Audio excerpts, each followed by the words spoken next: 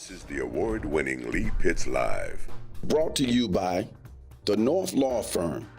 For car accidents and negligent security cases, call Joe at 239-337-1191. And by Lee Health. Welcome back to Lee Pitts Live. So glad you stayed with us. We're always delighted to get our Chief of Police here for the city of Fort Myers, Derrick Diggs. So without further ado, let's bump you in, Chief. Not a whole lot of small talk there. As a chief, you are I noticed just observation. You are very methodical and precise and always seem to be very organized about things and what you're doing in the community. Is that just like a standard requirement for a chief to be on top of those things, or is that something that where you've always been in terms of and that allowed you to get to the successful point that you're at today? Well, you know, police work is considered a paramilitary type of operation. And so we have a lot of structure, we have a lot of discipline, a lot of organization. And so that's where it comes from. And, you know, these are the things I expect out of my officers. And so if I expect them out of my officers, I expect it out of myself.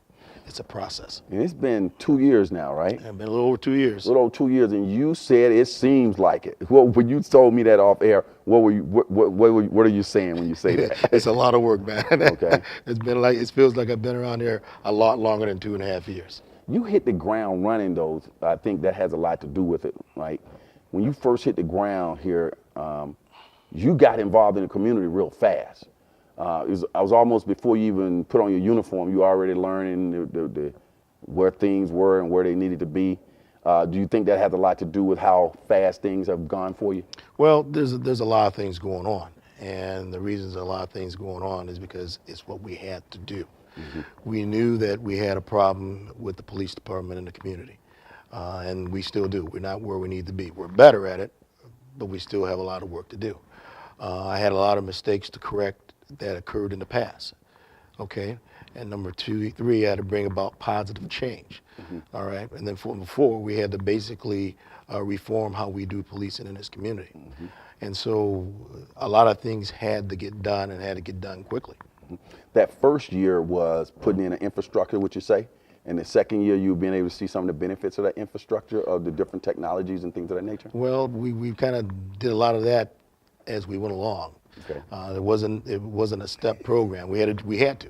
The community, I had to get to understand the problems in the community, both from the officer's standpoint as well as from the community standpoint. Then we had to deal with the violence. And I said this numerous times, for a city this size, the violence is unacceptable. It's just unacceptable. And my philosophy is you can't have chaos in the street. So it wasn't like we work on one thing and work on something else. We had to work on everything at the same time. The culture of the police department, we had to change how we do our policing, and we had to change, how our personnel look at doing their jobs. Two hardest thing in this police business is, number one, build the right type of police community relations, and number two, deal with the culture. So it's almost like, I had a lot of things to do at the same time. And I believe we're heading in the right direction. Crime is down right now for the second year in a row. Crime is down. We are working on building those relationships in the community. Are we satisfied? No, but I think we're going in the right direction. We are correcting the mistakes of the past. We're bringing about positive change in how we police this community and how we deal with the community. For the first time in the history of this city, I have a police officer in every school within the city limits of the city. Never been done before. You know I always talk about my favorite subject. Yes. Okay, now, I want to go back, and then I'm going to come back to the schools. You said crime is down. Yes. Let's lay out some specifics. Where was crime in the beginning of 2018 or 2017? Where are we now? Just kind of give us some right idea. now, overall crime in the city is about 8.1 decrease. We have a 21% reduction in violent crime right now. Our property crime's down 4.2%. Our aggravated assaults are down 33%. Theft reports are down about 14%.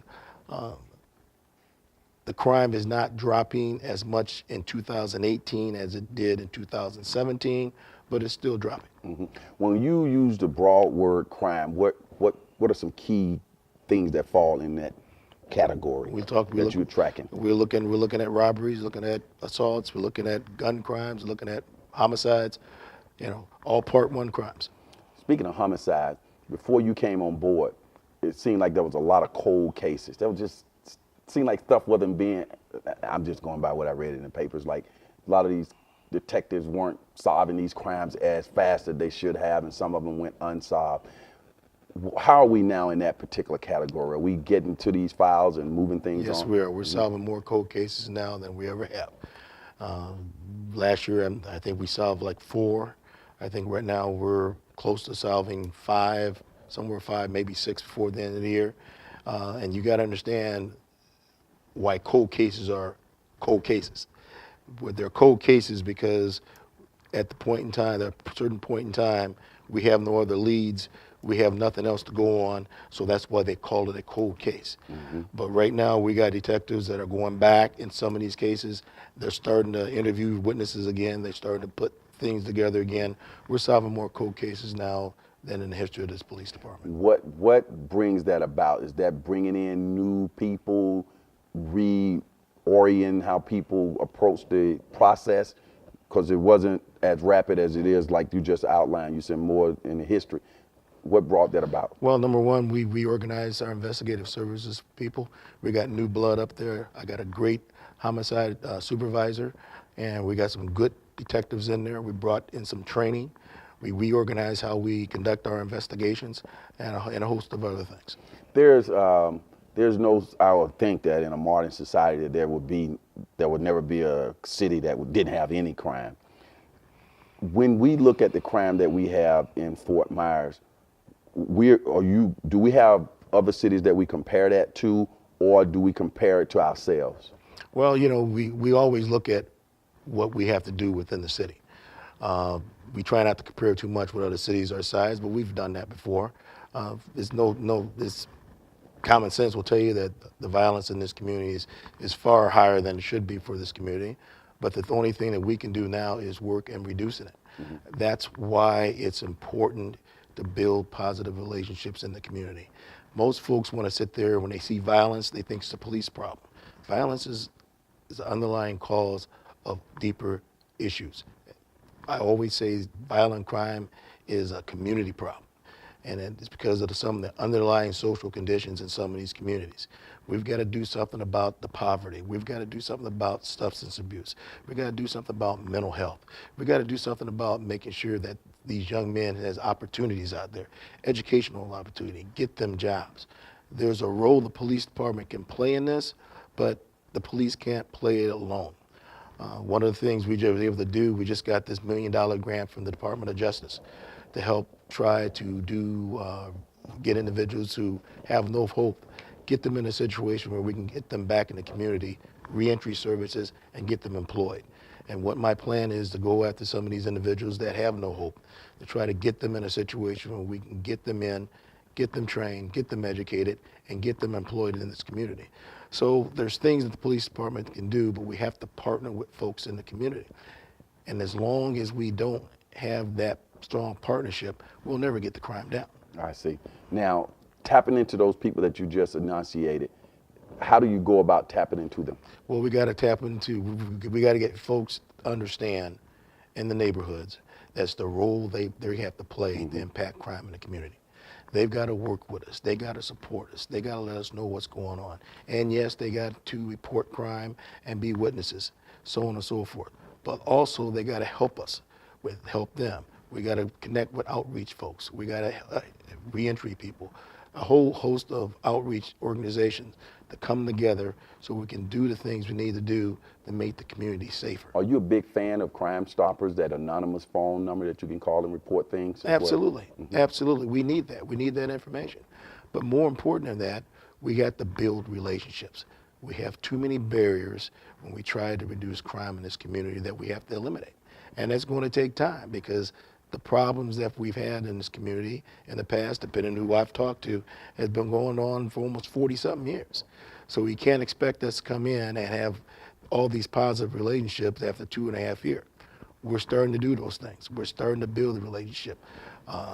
We've got what we call the Fort Myers Police Community Clergy Partnership, a group of citizens, a group of faith-based leaders, working with our police officers to improve the relationships in the community, and a host of other things that we're doing to break down those barriers, to build the trust, to improve the communication, so ultimately we can bring the crime down. True Blue. The City of Fort Myers Police are true to our community, true to our commitment, true to our city. True Blue. To meet the men and women of True Blue, visit fmpolice.com.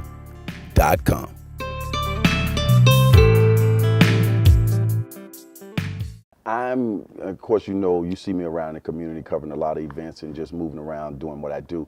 But it's very rare now, particularly when I go into social events that are taking place, that I don't see somebody from Fort Myers Police Department. They just might be casually hanging around. Is that a part of that relationship building? They just seem to be everywhere now. Absolutely. That means they in the neighborhood. That's part of our engagement initiative. That's what it's all about. The back to the schools. The Parkland, you said there are law enforcement officers in every school in the city of Fort Myers. Every public That's school. related to the Parkland shooting, or is that something that you were making a part of your initiative in the beginning? It was a part of our initiative from the very beginning.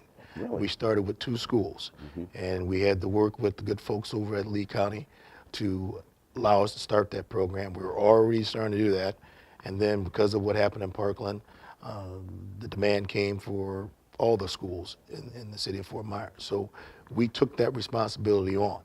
And the reason we took that responsibility on was for two reasons. Number one, we got to protect our kids. We are in a situation in this country where we've allowed our schools, which should be some of the safest institutions and environments for our kids to learn, to unfortunately be a dangerous place at times. We're not going to let that happen in Fort Myers. So I got 17 officers assigned to 16 schools, got 2 supervisors, and we're going to ensure that there is a safe environment for the kids that attend schools in the city of Fort Myers to learn. We don't want them worried about all the things that happens in other schools. We're going to protect our kids. Now, most schools have some quasi-security guards there, or not police officers, but non-gun. Well, I don't know, what do you call those? Well, it depends what school it is and stuff, but in our schools, we have sworn Fort Myers police officers. Really? And we have sworn Fort Myers police officers that want to be in the schools. When the bid went out, when I put the bid out, these were officers that wanted to be in the schools and are committed to the schools. And to be honest with you, I've visited several schools. I saw how some of the kids are interacting with our officers. It's just outstanding. The reports I get from some of the principals, they think it's just fantastic. I see kids hugging on our police officers in these schools every day. The officer can't walk down the hall without getting a hug from them.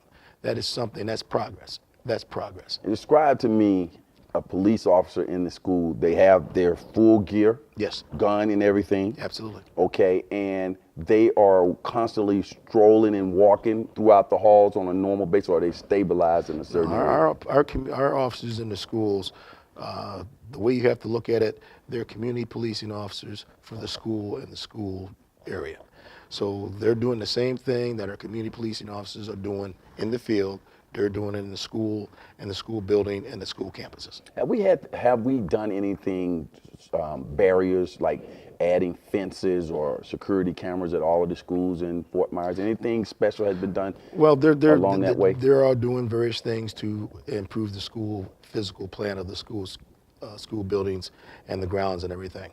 But they're also doing various drills. I was at the school one time when they had a various lockdown drill, and watching how the teachers and administrators are sheltering the kids in place and various locations, and we're actively involved in working with them on that. We're actively involved in making sure that folks coming in, dropping off their kids is safe in a safe manner, so we don't want accidents or kids getting ran over. And we're there to improve the security of the school, so it's working out great. The Quality Life Center, I know you're a big fan of what they do over there with the youth, keeping them off the street, the arts, sports, the Stars Complex, same thing, rolling out the football program, Little League football over there under the PAL system. How has that been in 2018, and what are you looking for in 2019? Well, it's been excellent in 2018, and we're looking for better things in 2019. Now, you know, when you start talking PAL, you start talking to things that I'm very, very proud of. Okay. And our PAL program, I'm just delighted to say it continues to grow, it continues to get better. We have football for kids. We have over 200-something kids in our football program. Really? We have over 180 kids in our junior NBA basketball program. We have over 30 girls in our cheer squad.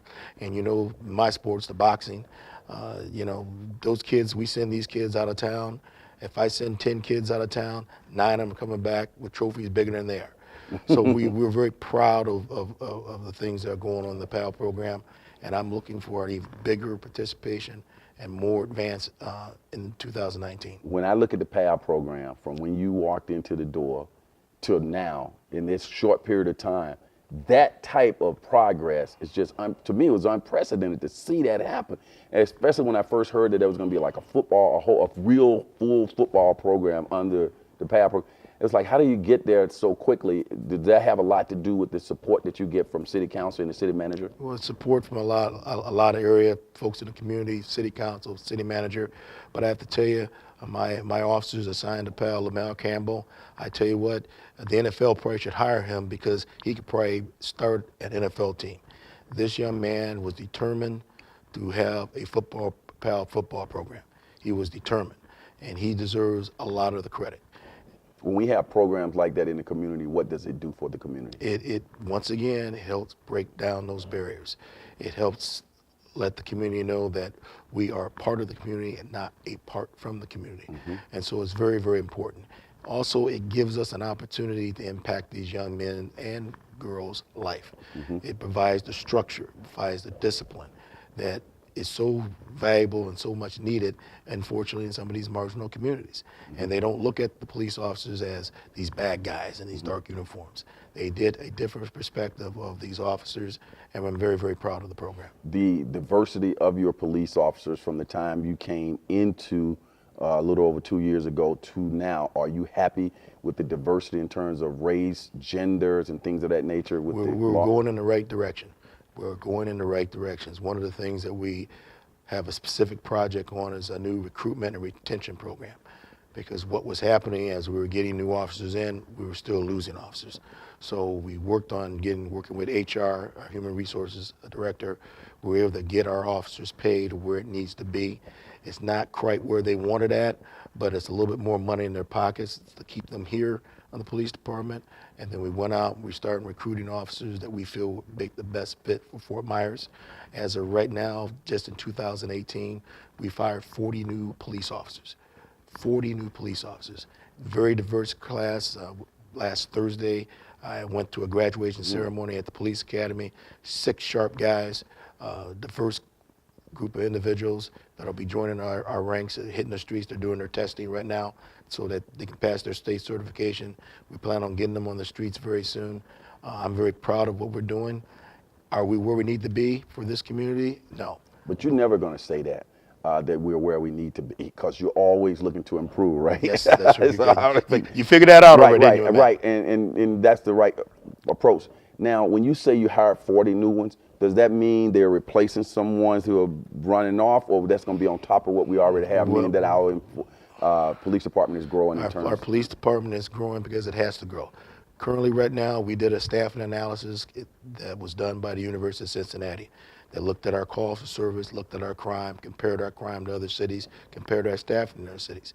And as I sit right here, we're 63 officers below where we need to be for officers on the street. Okay. I need 63 police officers on the streets of Fort Myers right now for us to do the job that we need to do. So we have to try to improve our staffing. So that's where those numbers are coming from. It's a budget an issue. Oh, absolutely, it's a budget issue. But it's something that we have to do. And so far, council has been working with me. They've been giving us more money. You got to understand, like I said before, We have a new retention program as well. So that means that we have to make sure we pay our officers more and give them more benefits and things like that so we can keep them here. And so far it's working. 2019, I know that I noticed you look at statistics, you mentioned some stats, but you don't live off stats, but people measure you by stats. What do you look at? What are the, like, you name some stats, but what are some key things you look at each year to say, Lee, I'm feeling good about the progress that we're making, and community outreach along with that, right? Absolutely, absolutely. And one of the things that, Well, before you answer that, the stats always tell the story. no, stats don't always tell the story because, we could do a whole lot better if we get the support of the community. When we have crime occur out in the streets and no one calls us, or our detectives are going on doors and no one talks to us, that tells me something. But we're starting to get situations where citizens starting to come forward and give us information and tell us things and starting to support us. There are folks out there that are starting to let us know what's going on in the community in the various ways. We're starting to break down the barriers. Now, are we where I think we need to be? Absolutely not. What are some things you look at? I cut you off on that. You were getting ready to name some things that you look at the end of the year that you measure to make sure that you know how you feel about the progress of the police department. Those are part of the things. You always have to look at data because a lot of times between the media and certain folks, they spend the information incorrectly. Not here. I know that, but there is. And sometimes, so we gotta let folks know what we're doing, and that's one of the reasons why we are, using the internet while we're online and stuff like that, to let the community knows what's going on. That's why I tell you about the stats, so that people know, hey, Chief Diggs on Lee Pitts said, hey, the overall crime's down. He's got the data to prove it. And Chief Diggs is on Lee Pitts right now, live. Tell me, do you have like target areas that say, hey, this is our high crime, this is what we need to concentrate, it's best to use our resources here? How is that layout? We always try to utilize our resources by focusing on the individuals that are doing the most amount of crime, the most dangerous. We call that a focus reduction effort. Focus deterrent. And what that is we look at who are the most dangerous in the community, and that's where we focus our resources. Where are the crimes occurring? Where are the shootings occurring? And that's where we focus our resources. How do we interrupt? How do we apprehend? How do we do what we need to do with our little resources that affect the most as far as reducing crime in this community? Southwest Floyd, we're sitting here with the Chief of Police for the city of Fort Myers, again, in depth. You're getting all the information here. Final question. Right now, if people who are out there listening to you right now and they say, I'm so inspired by what the chief is doing, I want to help, what can I do? What can they do? What they can do, they can get a hold of us. Get a hold of us. Call down the police department. We'll get them involved, in a variety of engagement activities. Okay. That's what we need. All right. Well, Chief, it's been a pleasure having you here. Looking forward to getting you back some more in 2019, okay? There you go, my man. Keep up the good work. Thank you, sir. For those who say it can't be done, they're usually interrupted by those like our fine Chief of Police here, Derrick Diggs, for the city of Fort Myers, who are doing it. We'll see you next week on Lee Pitts Live. Lee Pitts Live is a Lee Pitts Enterprise production. Hi, everybody. Thanks for watching Lee Pitts Live. Of course, I'm Lee Pitts, the host of Lee Pitts Live. We're here at the Holiday Inn Airport in Fort Myers, and I want you to continue to watch Lee Pitts Live on television, on YouTube, and of course, listen to us on radio. But to get all of your shows to come right to you, just click on that subscribe button right there, and Lee Pitts Live will come right to you, your time, your way. That's Lee Pitts Live.